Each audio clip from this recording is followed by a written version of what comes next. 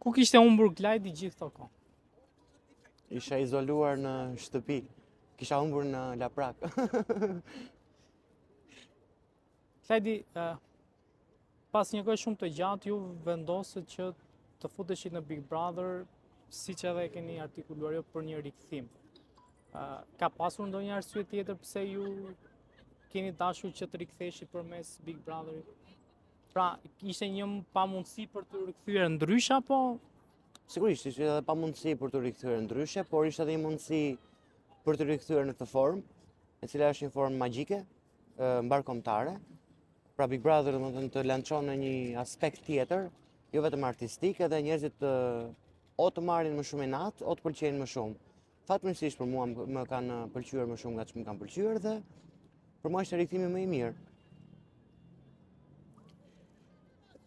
Kledi, çfarë do bëhet ndryshe nëse ti do rifutesh edhe një herë në Big Brother? Do qeshja më shumë, do interpretoja më shumë, do këndoja më shumë. Dhe asgjë të tipit sherrë, potere, ku diun intriga. Unë hyra për të kënaqur, u kënaqa.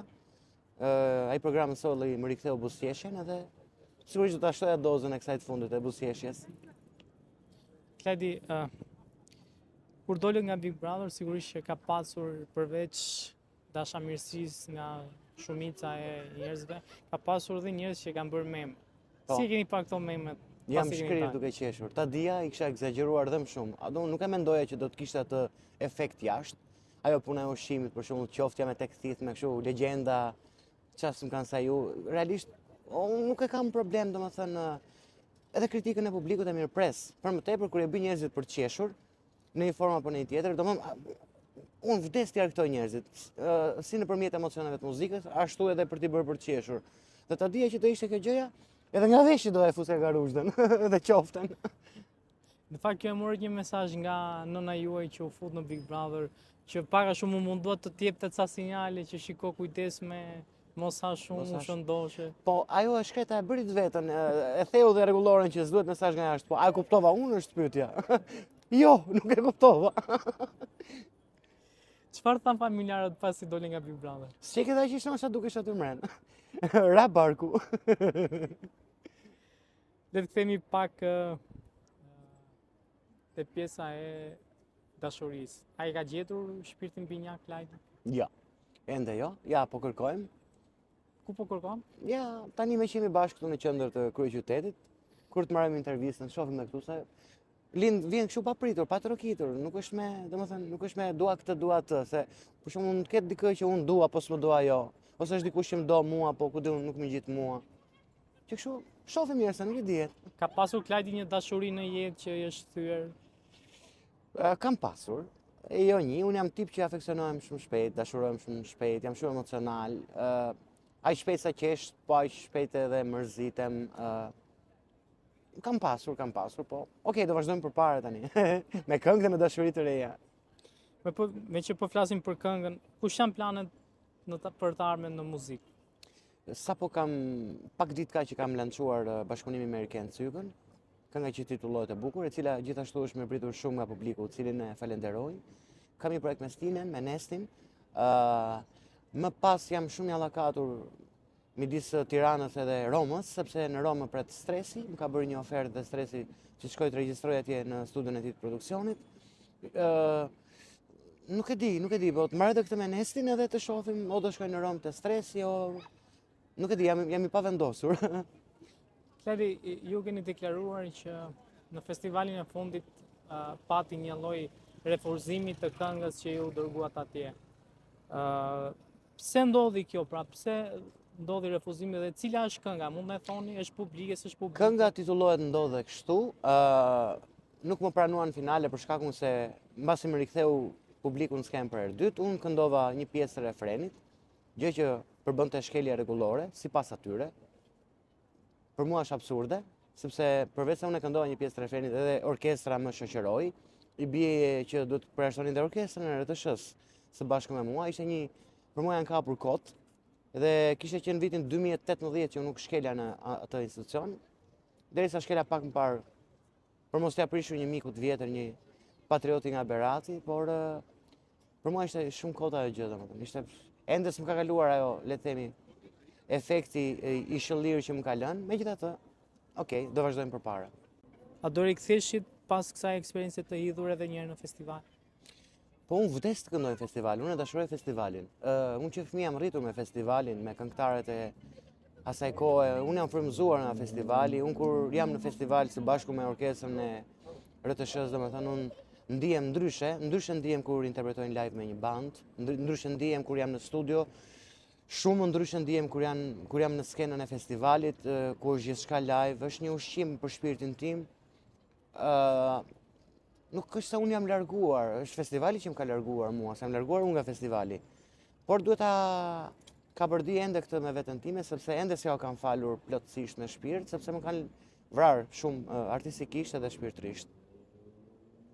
Kladi, kur ti ke pasur këto eksperiencë të hidhur dhe në festival, a ke menduar ndonjëherë që shiko, ndoshta këtu në Shqipëri nuk ja vlen që ti të përpiqesh, që të konkurosh, futesh në për festivale, në për formate, sepse për një hiq gjë le të themi që ti e rikthyer e ke kënduar një refren na ti u përjashtove. Pra, kishe një lloj që nuk ja vlen, më fal që të ndërpres, por është ndjesia që un kam në skenën e Pallatit Kongreseve, ku është gjithçka live. Pra, nuk po të them që sy për të konkuruar, por edhe nuk kam hyrë për të konkuruar, më shumë se sa për të ushqyer artistikisht shpirtin tim. Nuk di ta shpjegoj çfarë emocioni më dhuron të këndoj në atë skenë me orkestrën e RTS-s, me bendin. Më jep një ushqim që më zgjat shumë. Ai interpretimi i këngës, qoftë 3 minuta apo 4 minuta. Për sa i përket festivalit dhe festivaleve të gjitha njësoj janë. Nuk është se ka ndryshim ai nga një festival tjetër. Por mua më pëlqen ushqimi që më jep mua shpirtërisht edhe artistikisht performanca që un kam në atë skenë edhe me atë orkestër. Vetëm kjo është gjëja që mua më mungon dhe më ushqen. Pastaj për sa i përket konkurimeve, nuk është se un kam konkuruar ndonjëherë për ta fituar. S'ka qenë ai qëllimi, ka qenë qëllimi thjesht që un dua të mbushem. Kladi, ju jeni njohur përmes efeve së premtes. Si u duk rikthymi edhe një herë në godinën e RTS-s pas kaq shumë kohësh? Si ishte lehtë, se kisha qenë në vitin 2018 që nuk shkelja në atë godinë. Ajo godinë për mua është urrejtje dhe dashuri. Dashuri ka qenë gjithmonë sepse unë jam rritur në godinë, kam dalë, jam pjellë asaj godine. Hapat e para aty i kam hedhur, si në muzikë, si në gazetari. E kam dashur gjithmonë atë godinë, kam dhënë shpirtin edhe artistikisht për atë godinë, edhe për ato festivale që organizohen nga ajo godinë. U përpoqja të shkel, jo mbi parime, po të shkel pak mbi vete, për të kuptuar si do reagoj Klajdi. Nuk di të them sepse ta thash pak më parë, mos bëhem repetitiv, domethënë, nuk është se ja kam falur 100% me shpirt atë që më kanë bërë, por hajde, mos ja prisha kolegut tim Ermalit, shkova, realizova një intervistë, një emision shumë bukur, por kaq për momentin. Klajdi, ju e keni theksuar që jeni në një mes këngës dhe pjesës interpretimit dhe aktorit dublant, po. Dhe aktorit dublant. A i keni gjetur një të mesme, do i bëni të dyja, do vazhdoni te kënga apo te dublimi? Aktualisht jam fokusuar te kënga, por për fatin tim të keq nuk mund ta ndaj dhe aktorin dublant dhe interpretimet, pra. Edhe ato i kam shumë pasion. Pra gazetarinë e kam lënë totalisht pas dore. Dhe të kuptohet se kaq kohë kam, çfarë mund të bëjmë parë. Bile duke u marrë me aktorin dublant kam lënë pas dore këngën. Edhe pse në këtë moment ato i japin dhe marrin nga njëra tjetra, pra fëmijët nëpërmjet personazheve Bentenit, Andit, po njohin Klajdi këngëtar, apo ata që njohin Klajdin këngëtar, po njohin Klajdin interpret. Do gjej gjithmonë hapësira për të qenë në botën e fëmijëve i pranishëm, sepse është një emocion më vetë edhe ajo gjë. Unë jetoj dhe për atë ushqehem dhe për atë emocion. A keni mundësi ta bëni një prej personazheve? Patjetër gjysh, tani do të shkoj të takoj Gwenin, do të jam mbath. Ky është Benteni, është një ndër filmat hit për fëmijët në gjithë botën, sigurisht edhe në Shqipëri. Fëmijët rrugës gjithmonë, Klajdi më bëj çik Bentenin, domethënë, është një kënaqësi, është një emocion i sinqert ky i fëmijëve dhe nuk më le të shkëputem nga kjo botë, cilën e dashuroj. Klajdi, a mund themi që ky rikthim ju ka ndryshuar jetën dhe jeni më i lumtur se ç'keni qenë? Sigurisht që më ka ndryshuar jetën. Ka filluar bashkëpunimet muzikore, dhuratat e marra, super dhuratën në saktë e marrë nga Are Brajdari dhe fundeva ndryshe. Ajo shtëpia, domethënë që nuk është pak, është, nuk e di do ta kisha realizuar dot vetë ndonjëherë në jetë. Këto janë stimuj shumë të mëdhenj për të vazhduar, për të dhënë motivin për të zgjuar në mëngjes, për të vazhduar përpara, për dal nga bota e errët e depresionit, e ankthit, të stresit, ku isha pak i izoluar, pak kam qenë goxha shumë, po them pak se e kaloj me qeshur çfarë të bëj. Edhe këto janë gjëra, janë shumë shtysa për të vazhduar përpara dhe unë po vazhdoj.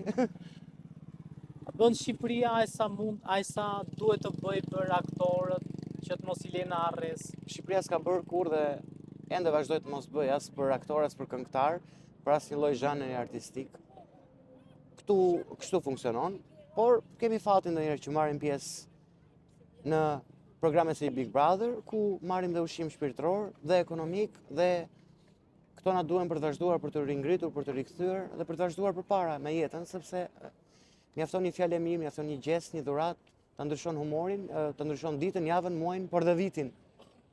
Klajdi, a ruani ndonjë kontakt me, po themi, personazhe që kanë qenë tek ethet e së premtes në ato kohë kur jeni ju? Kontaktin e kam me të gjithë, me Anisën, me Tergitën, me Roselën, me Anjezën, me Arbin, me Marsidën, domethënë jo vetëm te ethet një, po në çdo ethe unë kam pasur, vazhdoj të kem, domethënë kam njohur dhe vazhdoj të kem miq të gjithë ish ateistët. I mbaj kontaktet sigurisht, ata që janë larg dëgjohemi me WhatsApp, ata që janë këtu pim kafe, drekojmë, darkojmë në Tiranë apo nëpër Shqipëri. Nuk i kam humbur asnjëherë kontaktet, por jam pasuruar me kontakte të reja, të cilët janë banorë të Big Brother.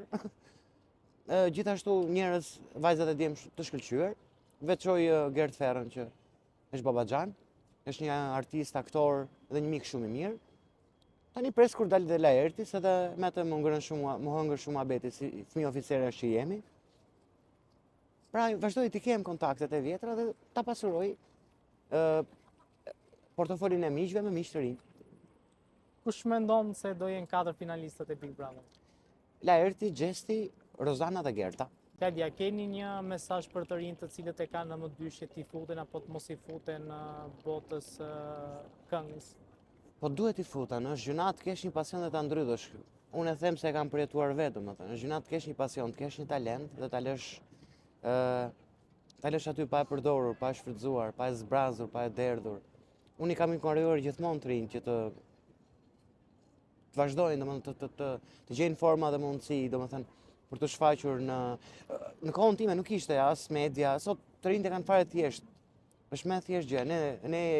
Unë vi nga epoka e kasetave dhe CD-ve, sot ke Instagram, ke YouTube, ke TikTok, ke aplikacione, ke rrjete sociale pafund, ku ti mund të lançohesh, mund të prezantohesh, aty të dëgjon dikush, të thret për një bashkëpunim, të jep një ofertë.